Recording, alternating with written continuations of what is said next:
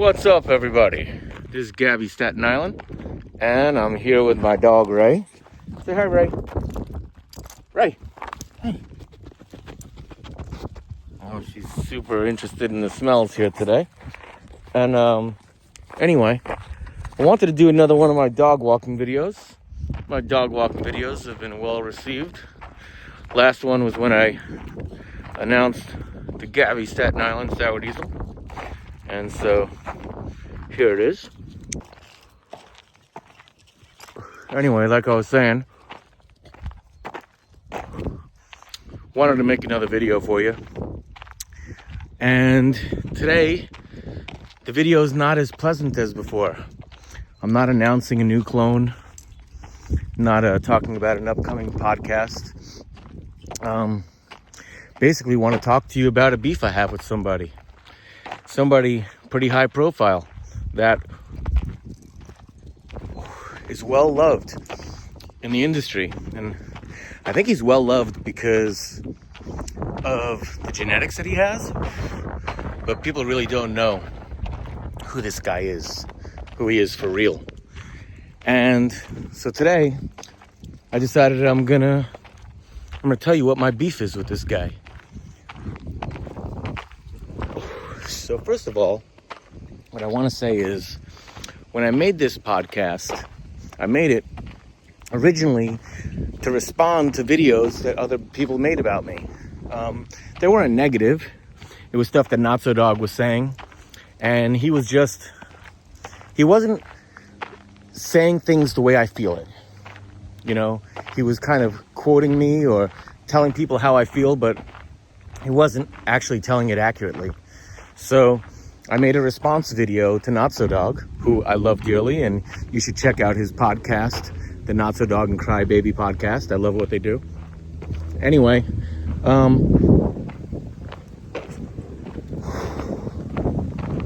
so I made this channel first to document my weed story. I thought it was really important to do because, to be honest, I've been forgetting some details. But I want to be clear, there's a difference between forgetting something and remembering things differently, right? So anyway, when I made this channel, I made it to respond to people's videos, particularly Not So Dog, Crybaby, who, like I said, I really like those guys. Highly recommend you check out their podcast. And so I made my own channel.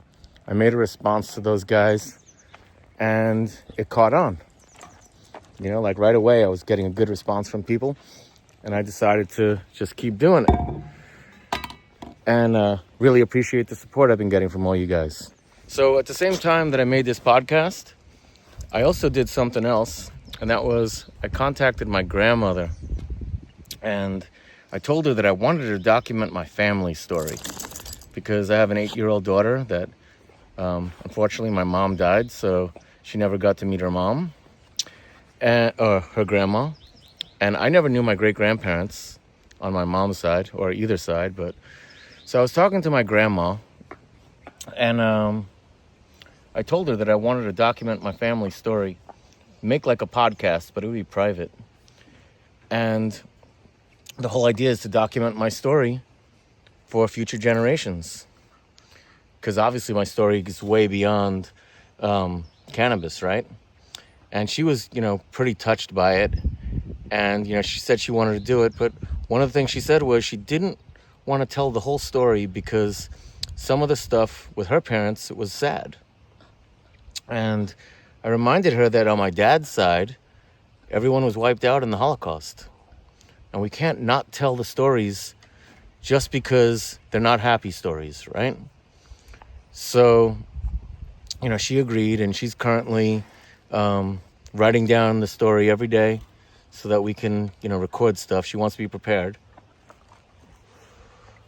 And by the way, she's 98 years old. I'd appreciate it if you all send her your best wishes. I'm pretty lucky to still have her. I got this beef, and it's with VA Skunk. And I want you guys to know what's going on. I think it's about time that I let the world know that me and VA Skunk were not cool. Because everybody seems to think like we're best friends because we did this podcast together and we have a history, but we don't like each other at all. You know, honestly, I can say I don't respect this guy at all, you know, and I've been trying, but he makes it really fucking hard. That's the reality. He doesn't make it easy. So I'm going to tell you what's going on. I'm going to tell you the story. We're going to have it can be judged in the court of public opinion. And the first thing I want to say is I invited him to do the podcast. I invited him to do it and we could have Heavy Days moderate. Okay? That way we could both tell our story publicly. And to be honest with you, he was a chicken shit.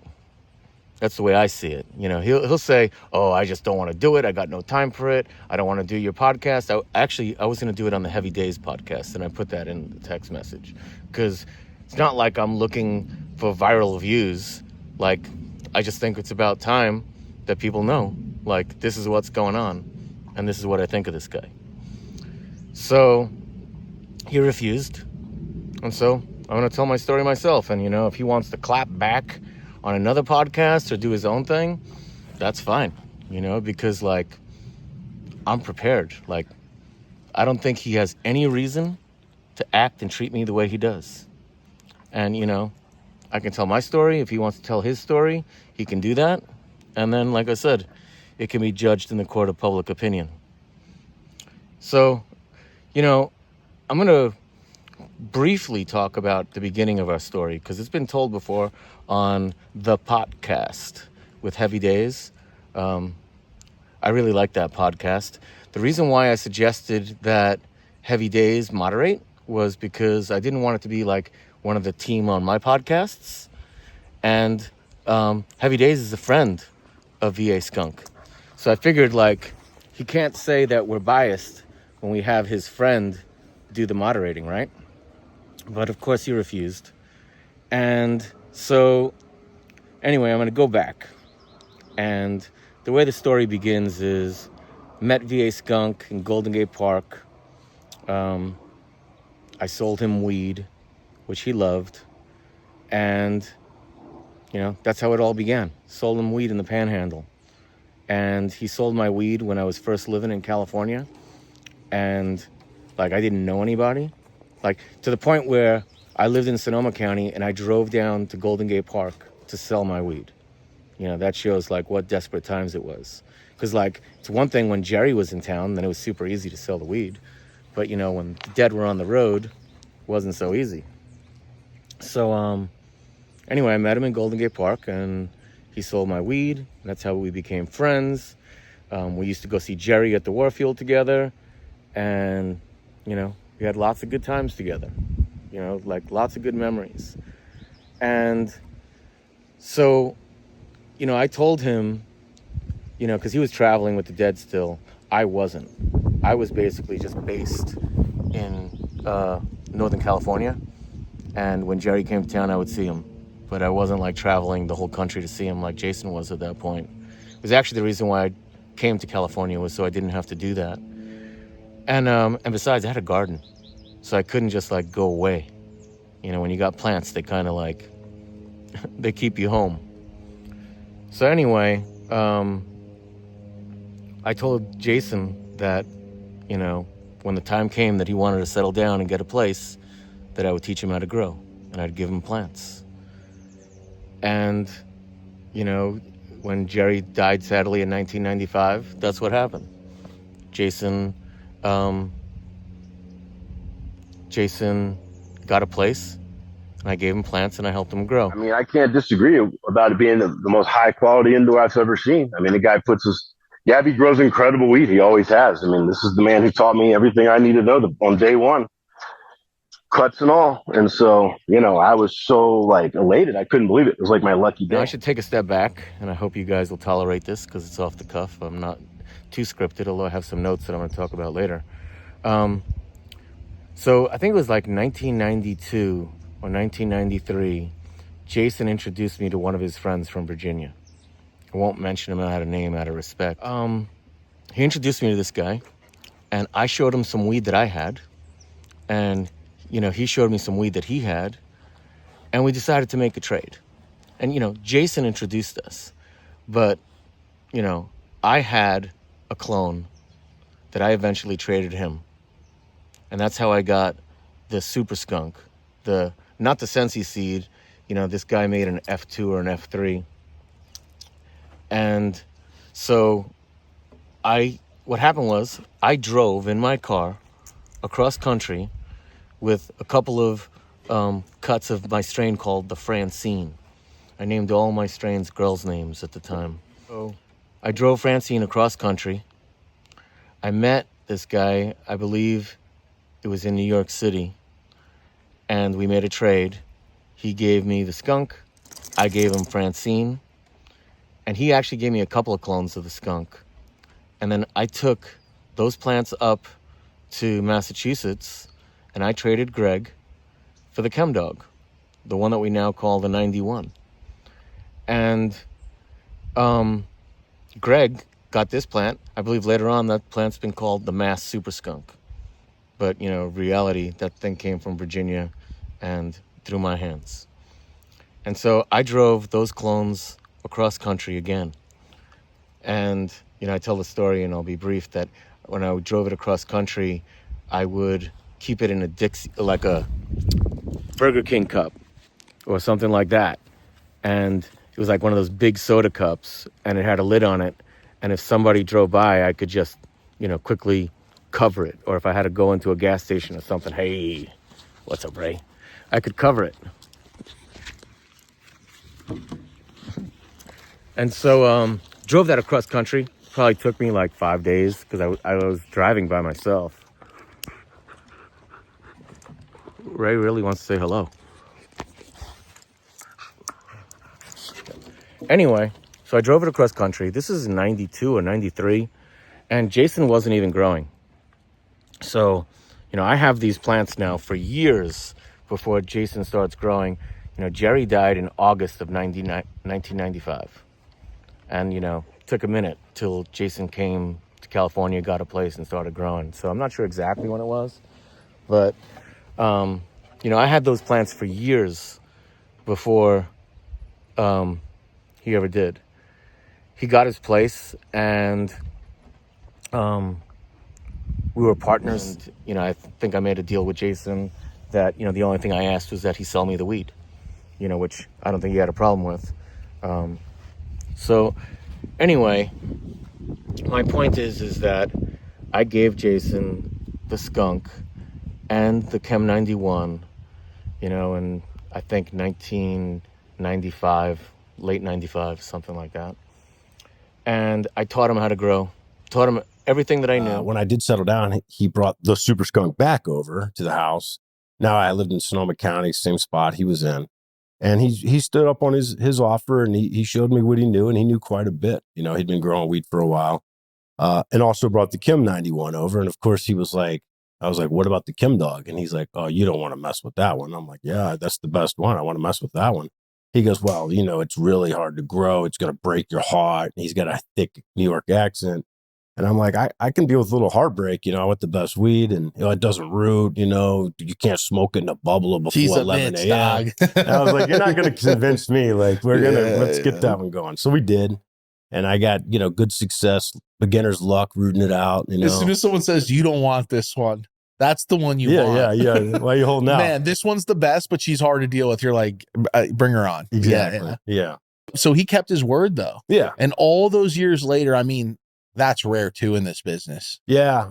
Well, word was different back then. I'd say a bit, quite a bit actually. That was your bond, and it would have been odd not to. And So anyway, getting back to the story,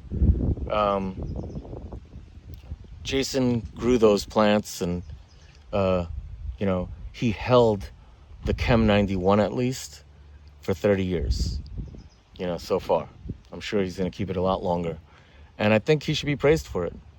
For some reason, I think he doesn't think I give him credit for it. which I do. I'll just explain later, what my issues are with it. But yeah, I don't know anyone that's holding on to strains. Maybe Not So Dog has held on to some strains that long, but it's a really fucking long time to hold on to a cannabis strain without using tissue culture, and definitely deserves props for it. Anyway, so I'm gonna jump forward in time because, most people know that part of the story.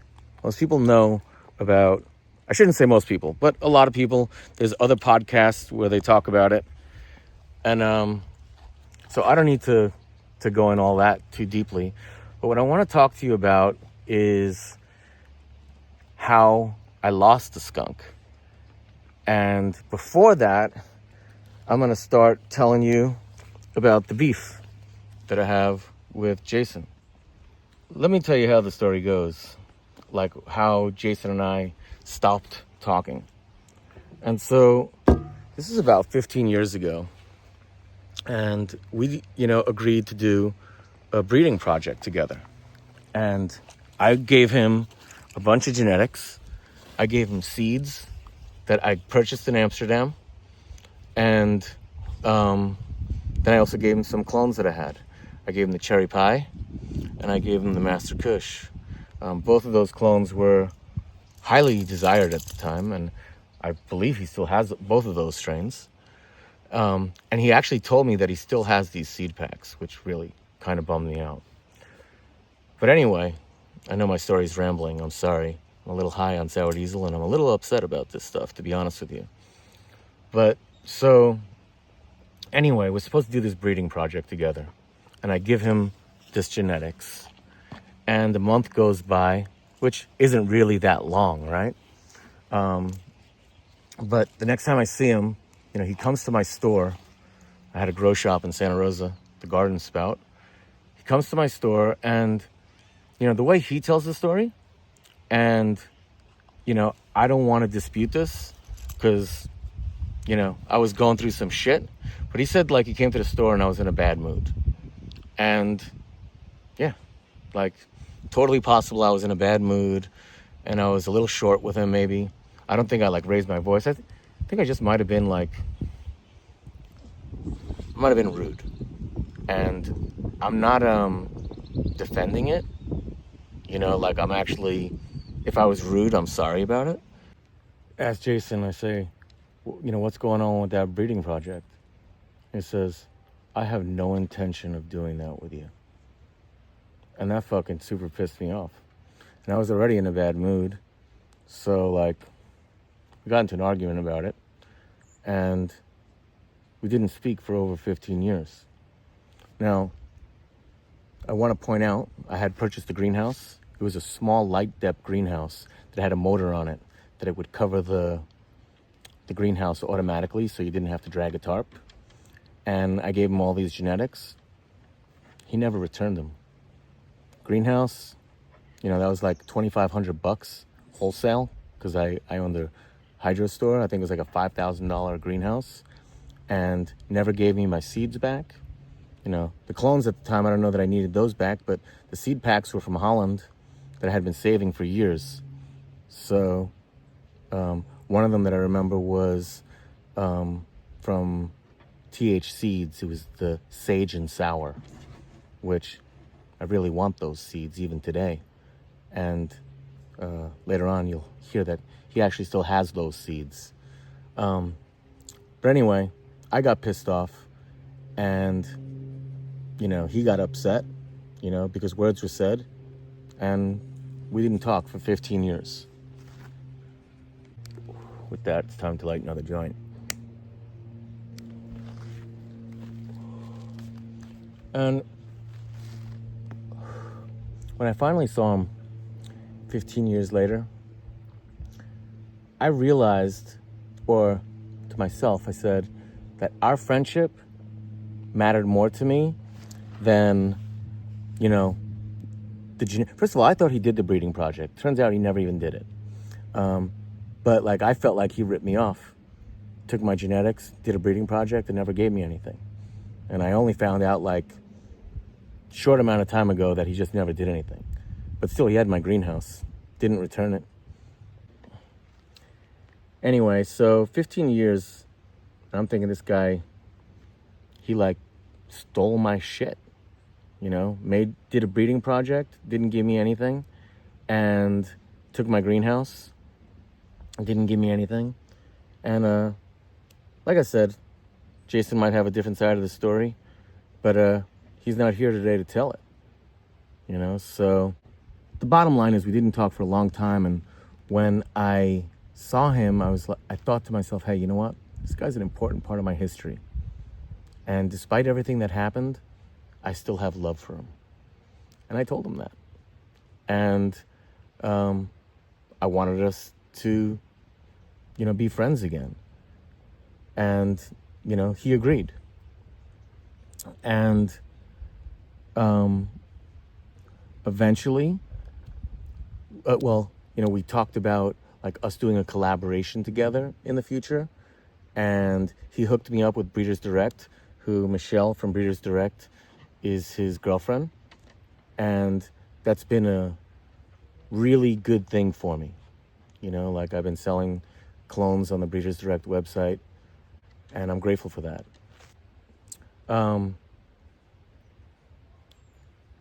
We talk about doing another collaboration because I think that's what the market wants, that the market would really appreciate, you know, me and him working together again. And then me and my buddy Gaby have some good news too. We've decided to team up and start working on providing some genetics, focusing on clones, and we're going to do some seed collaborations together with some breeding projects. Chem Dog Heavy, of course. And so, you know, I'm super fucking excited about that. I'm super excited to be working with Gaby. We've had literally 30 solid years of knowing each other as of February this year. We met in February of 1993, all those years ago. And so we talk a lot more now, and it just feels good. And I'm fucking excited. I know my friend Gaby's excited, and, you know, we're ready to just get it going on and kind of, you know, put the old school and the chem kind of stuff, the gas back in what's available out there for folks. You know, they're definitely hungry for it. So yeah, that's it. Wow, this collab, that sounds really awesome. When did this first come into life? You know, when did the wheels start turning on that one? 30 years ago. 30 years ago. That's exactly what I was going to say.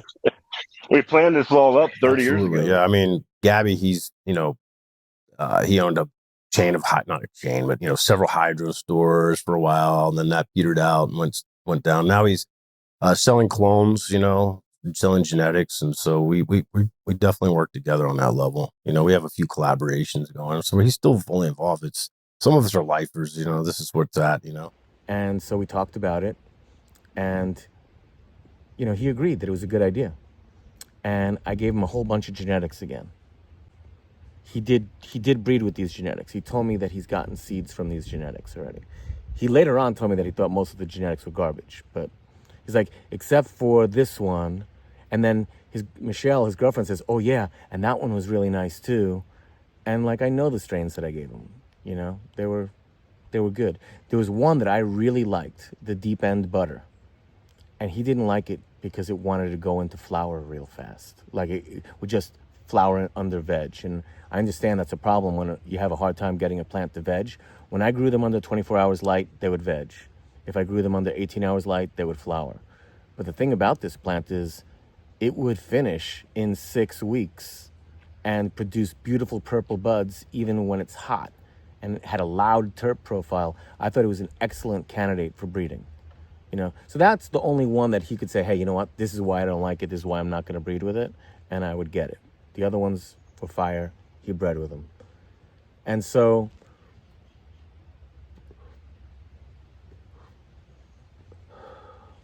I want to tell you guys something that happened with me and Jason and Breeders Direct, that when this happened, it was kind of like our friendship took a turn for the worst and never got better.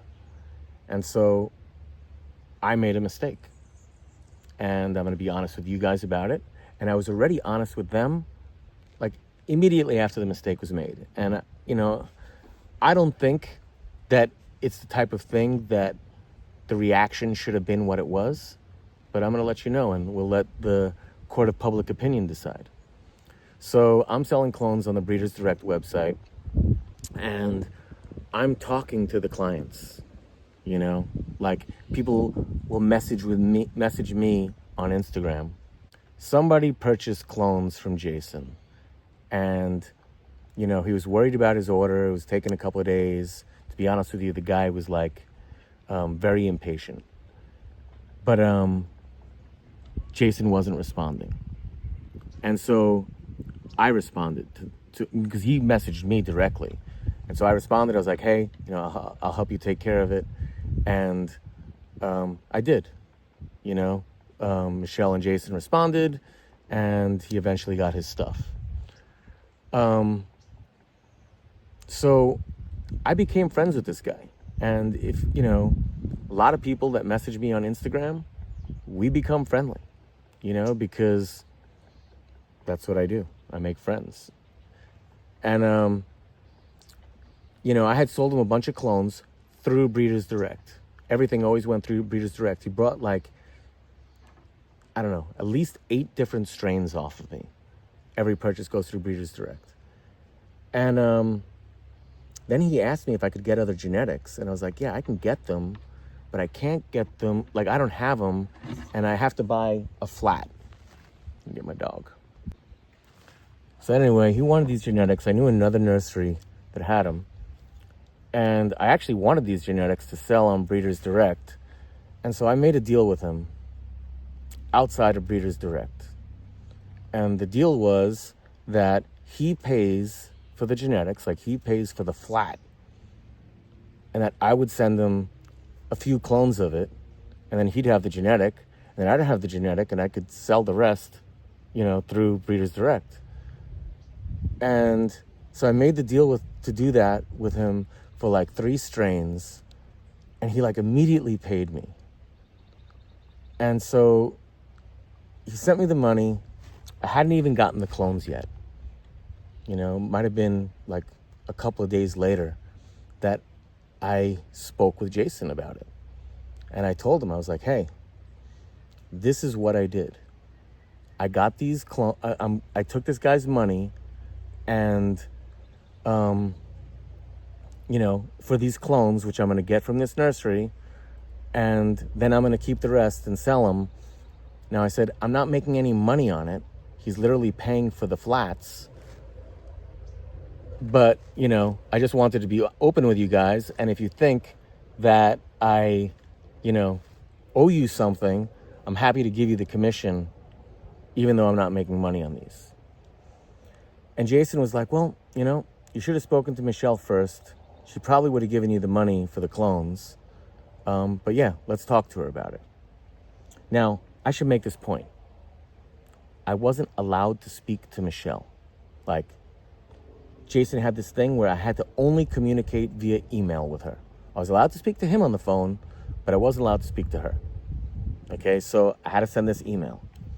And in the email, I said, hey, Michelle, and I could actually look it up, but I'm paraphrasing. I said, hey, Michelle, you know, hope you're doing well. Just wanted to let you know that I did something and I want you to know about it. I spoke to Jason about this, and I, you know, let him know that I purchased these clones with money that I got from X. And, you know, they were pissed. And to be honest with you, I think I should have spoken to her about it first. But if I was trying to be sneaky, I wouldn't have told her about it at all, right? You know, out of my own volition, you know, before the clones hadn't even been shipped yet. I even told them, I said, I can send the money back, you know. I told them what I had done because I realized, like, hey, I should have talked to them first. And, you know, they were pissed about it. And frankly, Jason didn't talk to me at all via phone or text message for over 6 months. I think it was longer than that. He was so pissed that I did this because he said that and it's in an email, right? So like, it's not like he said, she said, like you can read the email. And he said that I threw him under the bus and that I made it sound like he knew what I was doing, but he didn't. He knew what I did. And I told him because I would speak to him on the phone and I wouldn't speak to Michelle. Okay, so I was never making it out like he knew what I was doing and he was cool with it. It was like he knew what I did and I talked to him about it and we talked about that I should talk to you about it, and that's what I'm doing, right? So anyway, that like forever changed my relationship with Jason. He didn't communicate with me, and if he did, it was really short. And, you know, do I think I made a mistake? Absolutely. I owned it, and I apologized. I tried to make it right, you know. And, you know, like I said, I think it's pretty clear that I didn't have an intention of stealing clients. So Jason doesn't talk to me. He won't respond to my messages. I ask him for a meeting after meeting. He won't do it, won't take my calls, won't respond to my text messages. So I'm getting frustrated. And, you know, one of the big reasons why I'm frustrated is because I don't have the Chem Dog. Okay? I mean, I lost everything. Now, I not only don't have the Chem Dog, but I don't have any of my genetics. Okay? I lost some in unfortunate events. My whole house burned down. I'm going to tell the cardboard box story about the skunk in a little bit. But I lost all my genetics. And,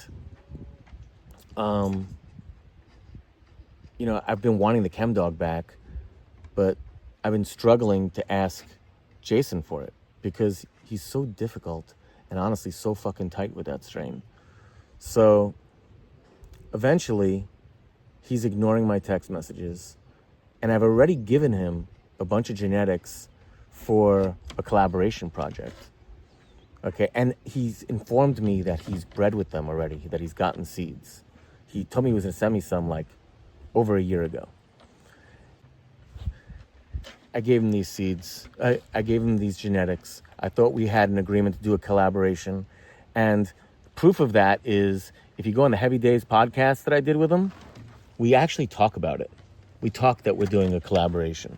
So like we actually announced that we intend on doing work together. And then me and my buddy Gaby have some good news too. We decided to team up and start working on providing some genetics, focusing on clones, and we're going to do some seed collaborations together with some breeding projects. Chem Dog Heavy, of course. And so, you know, I'm super fucking excited about that. I'm super excited to be working with Gaby. We've had literally 30 solid years of knowing each other as of February this year. We met in February of 1993, all those years ago. And so we talk a lot more now, and it just feels good. And I'm fucking excited. I know my friend Gaby's excited, and, you know, we're ready to just get it going on and kind of, you know, put the old school and the chem kind of stuff, the gas back in what's available out there for folks. You know, they're definitely hungry for it. So yeah, that's it. Wow, this collab, that sounds really awesome. When did this first come into life? You know, when did the wheels start turning on that one? 30 years ago. 30 years ago. That's exactly what I was going to say. He never told me that he doesn't want to. And, you know, he says, yeah, like, we don't have a collaboration agreement. And I'm like, all right, whatever, that's fine. I said, well, can I get some of those seeds, right? I gave you the genetics. Ray sees I'm upset. She wants to make me feel better. I gave you these genetics. You bred with them. How about you give me some seeds? He says, we don't have a collaboration agreement. So I say, okay, how about the Chem Dog? Can I get a cut of the Chem Dog? And he's like, we don't have a collaboration agreement, which wasn't the question. Bottom line is, like, he brags on podcasts about how he kept the strain for 30 years and that he's given it back to so many people. But he's never given it to me, ever. Okay? And I can't remember, and I'm sure he'll correct me, but I can't remember him giving me a single clone. And, you know, like, I just recently, in the last few years, gave him a whole bunch of genetics. Okay, I think like 6 or 7 different strains. He's never offered to give me a clone. Even when I showed interest in a plant, I was like, oh man, that's really nice. You'd think he'd be like, oh, you want one? No problem, because that's what I did. Okay, and so he's never given me a single clone. And when I ask him for the Chem Dog, he just dodges me. And so I don't respond. Like we don't like communicate very much for a while. And I'll drop him another message and ask him about the Chem Dog. Hey, I'm going to do a breeding project. I really would like to include the Chem Dog. And he either ghosts me or says, hey, we can have a meeting, but it'll have to be on my schedule. And I'm like, hey, no problem. Let's schedule a meeting. Tell me when's good. And then he'll be like, okay, how about tomorrow? And I'm like, sure, tomorrow's fine. And tomorrow comes along and I message him like, hey, can we have a meeting? And he freaks out because he's too busy and can't do it, or really doesn't want to do it because he doesn't want to talk to me about giving me the Chem Dog. And so literally it's been like 6 or 7 months that I've been periodically asking him when I can get a cut of the Chem Dog. And, he doesn't want to give it to me. And in the meantime, and I know he recorded it a while ago, but the first podcast of the day episode comes out. And, he talks about me, and he talks about how he's given all these people the Chem Dog back, which, by the way, he lost it too and had it given back to him. But he, only for a couple of weeks he lost it, but, still, he lost it. And, Ben from IC Collective gave it back to him. If it wasn't for Ben, Chem Dog wouldn't have it. Excuse me, not Chem Dog. Jason, VA Skunk. And so, anyway, he doesn't want to give me the Chem Dog back. I keep messaging him about it. Doesn't want to give it back.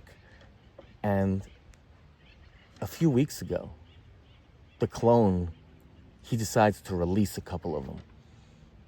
Okay? And so he puts it up for sale. And I'm like, I'm just like in shock. I've been asking him for a cut, for 6, 7 months, doesn't want to give it to me, and then he just puts it on sale. And so I put an order in for it. And then I sent him a text message with a screenshot of my order. And I said, hey, I guess I gotta, pay $500 to get the Chem Dog back, right? And so he never processes my order. And I think it's like a couple of days later, I'm like on the phone with a friend and he's calling me up. So I take the call and I'm like, hey, I'm surprised to hear from you. He's like, why? He makes it out like, why would I be surprised to hear from him when I never talked to him? And he's like been super pissed at me over something that I think is seriously blown out of proportion. Okay. Now, nonetheless, I apologize. He calls me up and I say, yeah, I ordered that clone. He's like, yeah, I'm just going to send it to you. And I'm like, oh, great. I'm like just so happy at this point because I'm like, I'm finally going to get the Chem Dog back. Jason's finally going to give me the Chem Dog. And then we start talking about some personal problems he has. And I'm not going to get into it, his private business.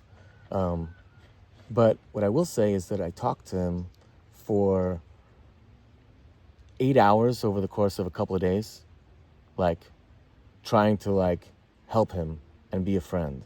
And in that time, we didn't really talk about the Chem Dog. At the end of the first conversation after 6 hours, he's like, I got to go. I was like, hey, wait, can we just talk about the Chem Dog for a minute? Like I said, I was trying to be a friend. And he said, well, okay, I'll get you the clone, but I don't want you to sell it for 3 to 4 months. And when you sell it, I want you to agree to sell it for the same price as me. And to be honest, I was a bit taken aback by this because, for him to put restrictions on me, I felt is kind of ridiculous. Number one, he's selling the clone. Number two, I gave him the clone, and when I gave it to him, I asked him to not give it to anyone, and he did. Now, I'm no longer upset about that. I'm actually glad that happened, and I think that that's why a bunch of good genetics were made. But he's asking me to agree to not sell it and to charge a certain price for it. But when I gave it to him, he didn't follow his agreement, right? The other thing is he's selling it to the public. And so I asked him, I said, hey, when you sell it to these people, do they have any agreement to not sell it or to sell it for a certain price? And he says, no, because I'm selling it to the public, but you're my friend. And, I should be able to ask you to not be my competition. And so while I thought it was completely wrong for him to do that, I agreed. I said, hey, you know what? I wasn't planning on selling it anyway. I just really wanted it for breeding. I'm surprised that you're selling it. I just wanted it to breed with it. And so I agreed. And so the next day, or maybe a couple of days later, he flew from Montana to LA, and I believe he fulfilled all the orders that were taken for the Chem Dog. But he didn't ship me mine, and he had a really busy week. He's off to Barcelona, the end of this week. So, you know what? I didn't make a big deal about it. I just figured, all right, just gonna wait. But it's fucking with me. It really just bothers me that he, knowing that he shipped it to other people, but he didn't send me one, even after I agreed to abide by his terms, which I think were over the top. So next thing that happens is Instagram fucking trolls me. So I'm already upset at Jason, and on the top of my feed on Instagram comes a post from 2017 from the podcast saying, this is VA Skunk's first garden and he's growing the super skunk. The pictures on the podcast were from Jason's first garden, which I completely helped him set up, gave him the genetics. And I comment on the post. I say, I gave him all of that. Okay, it was a super skunk. Everyone knows that I gave him the Chem 91, but probably few people know that I gave him the super skunk. And, he's said that. Staten Island, which is what he called me, gave me these cuts. And so me saying that I gave him that isn't like a jab on him or anything like that. But I get a response, and I'm reading it now. It says, the super skunk, LOL, it's too bad you killed it. Wish we had that one still. It died in a hot cardboard box in front of your house. One of the worst things ever happen in modern cannabis. Kind of a bad memory. I send him a message. I'm going to read you that one. I said, buddy, I feel like you just called me out publicly on Instagram for killing the VA skunk. I said I gave you those genetics. That's not me calling you out or publicly saying anything negative about you. I want us to be friends and work shit out. So I just want you to know. I said, I just want you to be real and let you know. When I see these posts, it triggers me. It's been upsetting me because I've been doing breeding. I'm getting ready to flower the red grape Lebanese and Cali mist I have, and I would have liked to cross it with a dog, but I don't have it. You shipped it out to others this week, but not to me. I even tried to order it from you because I really need it. And it stings. I'm just being real. I'm probably not going to be able to breed with it this round, and who knows when I'll be flowering these males again. Jason's reply is, I'm sorry you feel that way, but that's my story to tell. LOL. It's not like I went on Instagram today to tell that story, but you prompted it. I don't speak for marketing purposes, yours or my own, but I have tons of story, a whole bucket full. So I respond, I'm getting it back. Oh, yeah, so I say, I'm getting it back. And his response, and this is on Instagram, says, great, I'll believe it when I see it. And if it's true, I can't wait to get my cut back. This just kind of fucking triggers me even more.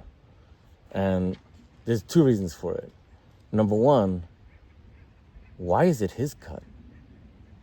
Because he hooked me up with somebody and then I did a trade with them and drove across country and somehow it's his cut? And he's talking about the skunk, by the way, okay, which I grew it for over 2 years, maybe 3 years before he ever had it. And, I had it till we both lost it. He didn't have it either. I don't know why he didn't have it. Maybe because he just had a flowering room. But, and for me, it's like, bro, why are you calling me out on Instagram? I'm not calling you out on Instagram.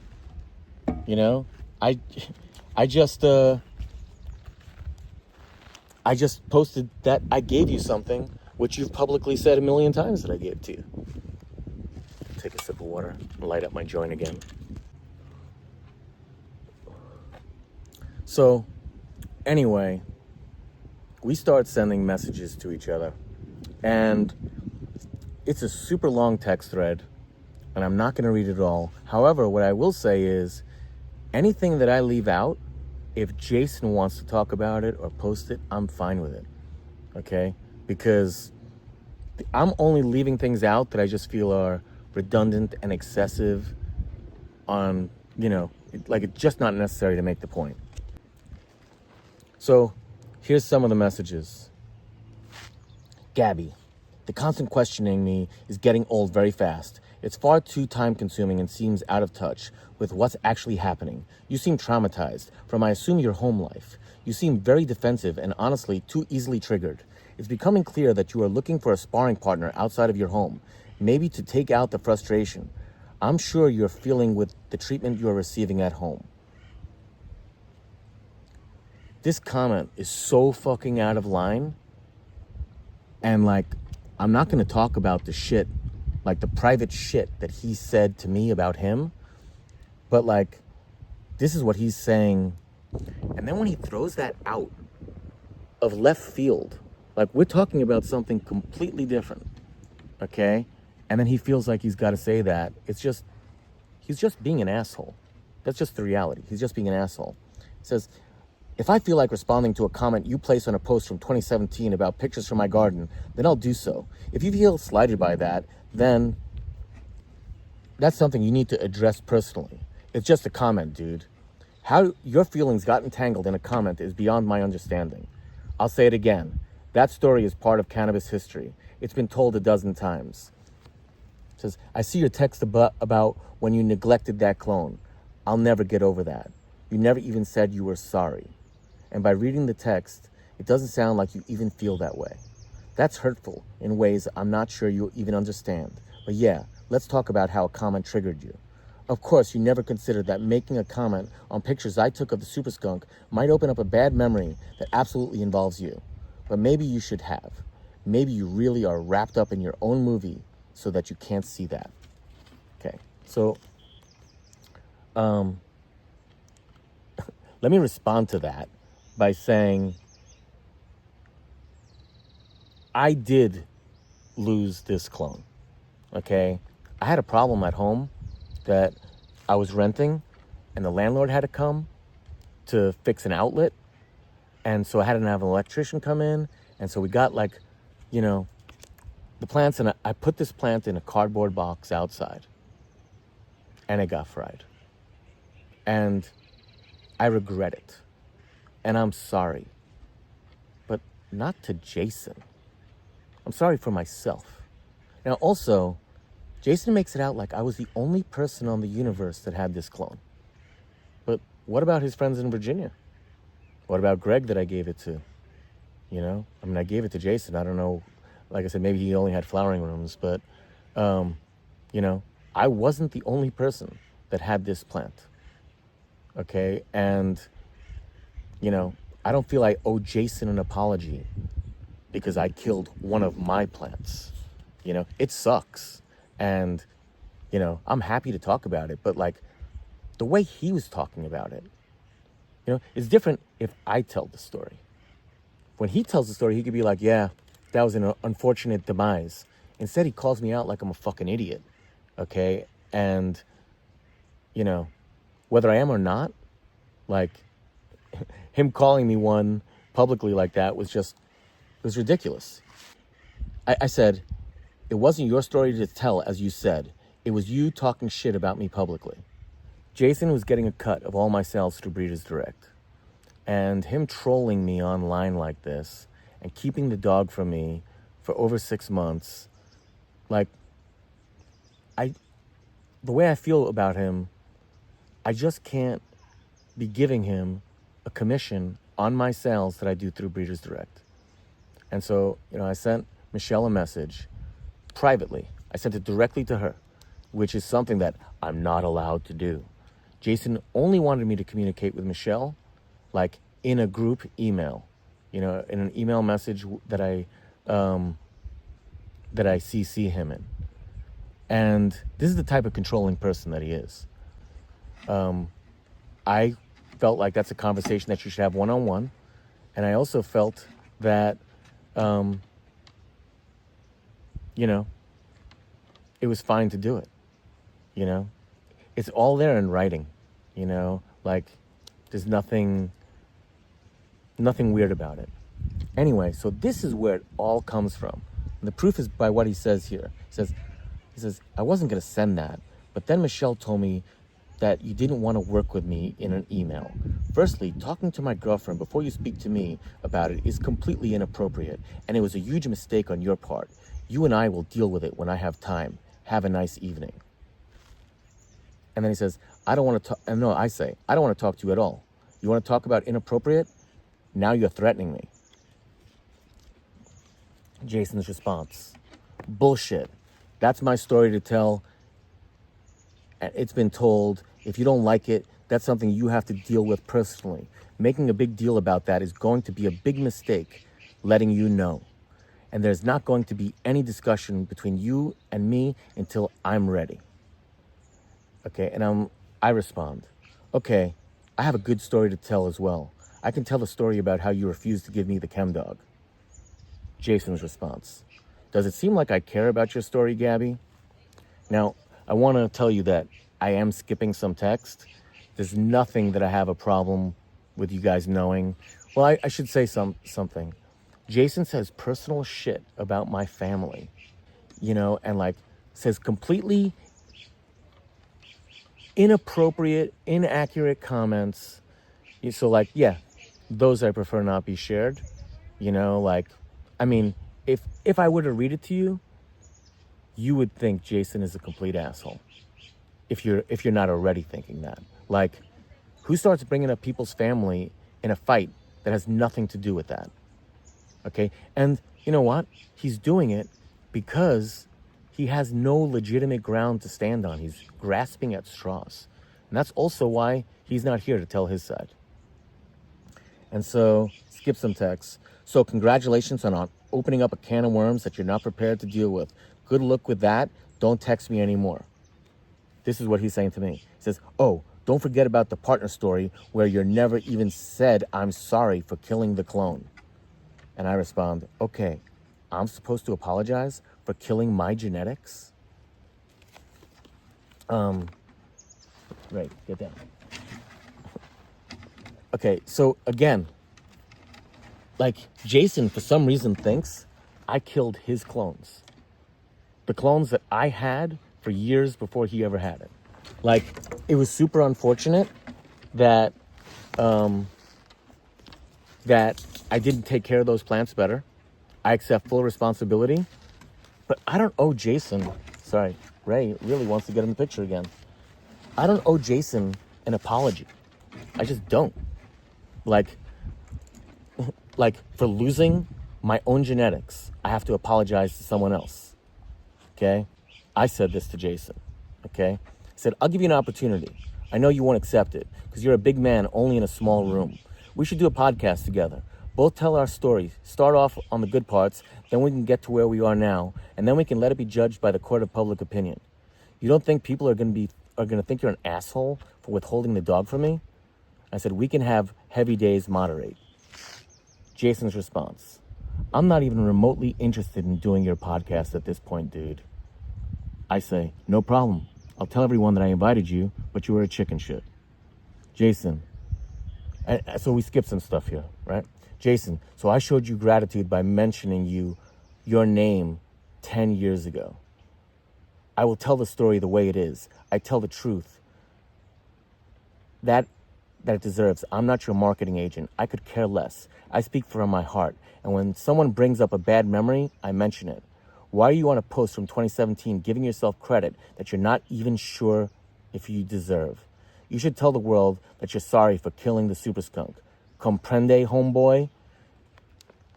You have a choice only because I'm giving you one. You can either end our friendship or you can make an enemy. It's up to you. I'm ready for either. Don't make the wrong decisions, Gabriel. Then he says, after some more bullshit, you actually pissed me off today. Now I'm your fucking problem. And his response is, oh, a jester? Oh no, that would be you saying I'm sorry for killing one of the most legendary clones you were privileged enough to have thanks to my fucking efforts and my friends. But you couldn't do that yourself. Entitlement stopped you again. Or maybe saying that you for allowing my girlfriend and you to work together for the last year. Yes, and I kept it alive for 30 years. No thanks to you. LOL, do the math, asshole. You fucked up. Your anger and weird self-entitlement, complete egomaniacal bullshit has brought a major problem right to your door. You made an enemy with your words and actions and lack of actions. You killed that plant being a lazy larf on your couch. So, first of all, I think I said this before. I'll say it again. Pretty awesome that Jason was able to keep the 91 for 30 years. I mean, now, I don't think he's the only one to do that. You know, there's people on the East Coast that have it. You know, some that I can mention by name, like JJ. Maybe they had it for 20-something years. So the fuck what? Yeah, so props to Jason for holding on to that clone for 30 years. You know, maybe if he returned it to me, I could thank him for it. But, you know, he doesn't want to give it to me. Like, even when I tried to buy it for $500, he didn't take my order. So I'm not going to thank him for holding a plant that I gave him that he's withholding from me. And so, like, that's just one question I have for you guys. Like, how do you feel about the fact that I gave the Chem Dog to Jason? He talks about how I gave it to him, taught him how to grow, and he refuses to give me this plant back. The other thing is, and I told him this too, because I made a video about the Gaby Staten Island sour, this new sour that I found that I think is super awesome. In this video, and you can check it out on Instagram, I'll put a link in the comments, I talk about how I don't know where this clone came from, but that I think it's a really great clone, and I'm gonna call it the Gaby Staten Island Sour Diesel. And this is all really a joke at Jason and Not So Dog. And so if you guys think I had it coming, you can let me know. Jason didn't seem to be bothered about it when I talked to him, because I sent them both the link to the video. And so first with Not So Dog, the most common question I get about the 3 sour cuts that I have is that the Not So Sour? It's so fucking annoying, because, like, what the hell is the Not So Sour? It's not like he bred it. It's just the clone that he's had, you know? And the other thing that gets me, and I'll be honest with you, it strikes a nerve with me. You can tell me if I'm right or wrong, but Jason calling the Chem Dog, the Chem 91, the VA cut. Like, what makes it the VA cut? To be honest, I think it's disrespectful to Greg. Not to me. I don't want it to be called the Gaby cut, you know, because that's not what it is. You know, and if you want to talk about a cut, you can say, yeah, this is the Chem 91. The provenance is, I got it from Gaby, who got it from Greg. You know, or other people can say, I bought it from Jason, who got it from Gaby, who got it from Greg. That's the provenance. But attaching your name to a historical clone like that, it's just super arrogant, you know, and that combined in the fact that, like, he's keeping it from me because, like, he feels because he's held it for 30 years, like, it's like he's the only one entitled to it. you know? So I don't think we should call the 91 the VA cut. I think it's disrespectful to Greg, and I think it feeds Jason's ego, which is out of control, you know? And so I made this joke that I'm calling this clone the Gaby Staten Island, mostly because I didn't know what else to fucking call it. I already have 2 other sours, and when I asked the person that I got it from what the provenance on it, they're like, I don't know, we just got it from a grower. So, you know, like I said, in my video, I make it clear that calling it that is kind of just a joke. I'm gonna stick with it because at this point, it's like, it is what it is, and I tell everyone that I'm not taking myself seriously, that I haven't bred it. I haven't even flowered this plant yet, okay? My buddy flowered it. I've seen the flower, and I got the clones from the tissue culture lab that he got them from. But yeah, it's a fucking joke. And anyway, to get back on track, Jason and I, we're not cool. You know, I'm never gonna be cool with this guy again. I can't even see it happening. Like, you know, and honestly, I know he feels the same way. You know, and I don't know what his fucking problem is. I just think, like, he's got his head so far up his ass that he can't realize when he's being an asshole. You know, like, trolling me on Instagram, like, you know, if me making a comment on a post, which, by the way, it's not like I was searching for this post, it came on the top of my feed. If that triggers him to the point where he's gonna call me out publicly like that, I just think that's fucked up. You know, and I killed the plant. There, I say it for the record. I apologize to every one of you except for Jason. Yeah, so that's the story. That's why you haven't seen Jason on my podcast. That's why when you ask me if I have the Chem Dog, I, you know, either say no and dodge it, or, you know, like, or if you ask me if I'm releasing the Chem Dog, I don't say I don't have it. I just said nothing about it, you know. But now you guys all know that, you know, Jason doesn't want to give me the Chem Dog. Now, having said that, another number of people have stepped up to say they're going to give it to me. And actually, I should point this out.